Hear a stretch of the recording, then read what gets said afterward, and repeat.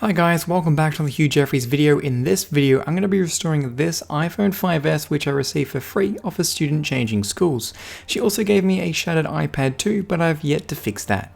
This video will be focusing on the iPhone 5S she gave me, and although it's not cracked, it has a flickering display which is also lifting away from the frame at the top of the phone. The back of the phone has a few minor marks, but nothing major, so the back won't need to be replaced. In its current state, the iPhone is impossible to use as a result of the display, which flickers black bars and will only work at certain angles, as it appears to have some sort of damaged LCD flex cables inside the device. The touch is also extremely glitchy and barely works half of the time, so navigating through menus is quite difficult.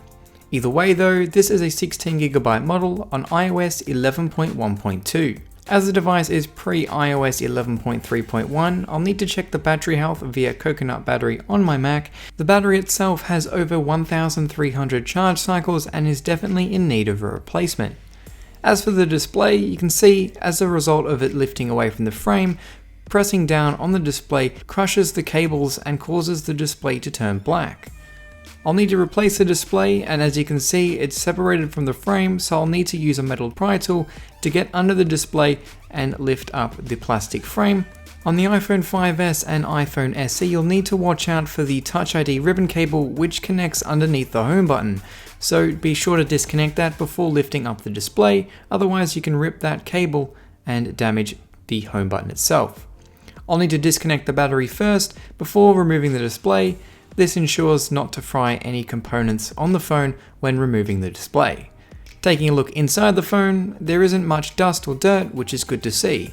The display is dated at the 8th of January 2017. It also has a bunch of random stamps, so definitely isn't an original factory display. Next up, I'll need to transfer across the home button. Now keep in mind this is a non-replaceable part, meaning that if it is replaced, you will actually have a home button functionality unlike some of the new phones, you just won't be able to get Touch ID back. Now as the phone has functioning Touch ID, I want to make sure not to damage that cable in the removal process. I'll need to transfer across also the cameras and metal bracket. With those components removed, I'm now going to remove the dock connector so I can get better access at the battery adhesive tabs, which will need to be removed to obviously remove the battery. The reason for removing the dock connector first is it allows you to pull the adhesive tabs at a more horizontal direction than if you were to leave the dock connector in place. Unfortunately, I busted both of these tabs off, which basically means that battery was not coming out in a hurry. Now this is really a design flaw and is also used to prevent people from repairing their own devices. Luckily I was able to grab one of them with the tweezers, and then bending it up on one side I could grab the other side of the adhesive and then begin to pull that out, and luckily it didn't snap that time and the battery actually came out. Now it's a little bent, but pressing it down it's good enough for a test battery if I ever need to test an iPhone 5S. With the battery removed, I can now reinstall the dock connector as it functions correctly. It's very important throughout the repair to make sure to keep your screws organized, because installing the wrong screw into the wrong hole can not only damage the board, but it can also damage the housing of the phone. Now for the battery adhesive, I'm going to be using an iPhone 5 strip, as they're much simpler to remove and don't require any pesky pull tabs, so the battery is a lot easier to remove if it ever needs to be replaced again. Now I can move along to the display and install the front-facing camera, earpiece and proximity sensor, along with the Touch ID home button, back into the device. The display I used for this was actually a used panel that I had on a different phone that no longer functioned. Next, I could reinstall the display onto the iPhone itself, making sure to reinstall the bracket, and now I could install the new battery.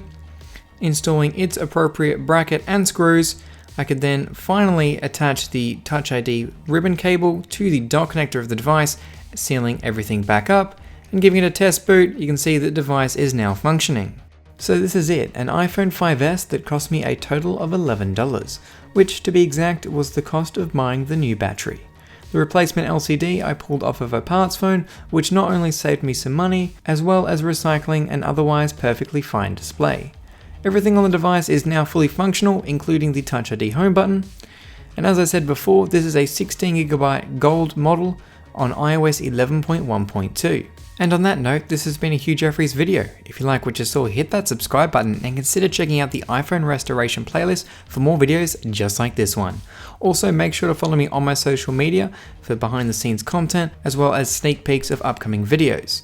That's all for this video, and I'll catch you guys next time.